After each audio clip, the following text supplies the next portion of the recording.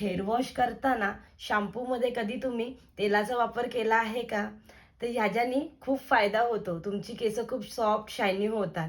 तर आज मी तुम्हाला शॅम्पूमध्ये ड्रॉपर म्हणजे ऑइल ड्रॉपर कसं यूज करायचं आणि कसं बनवायचं हे सांगणार आहे.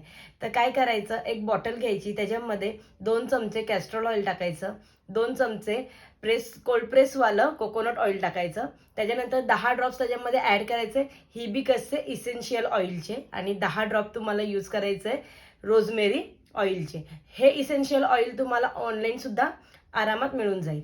तर हे सर्व व्यवस्थित एकत्र करायचं, मिक्स करायचं आणि जेव्हा पण तुम्ही शॅम्पू वॉश करणार तेव्हा शॅम्पूमध्ये ह्याचे 3 ड्रॉप ॲड करायचे. शॅम्पू घ्यायचं, त्याच्यामध्ये 3 ड्रॉप टाकायचे, छान मिक्स करायचं.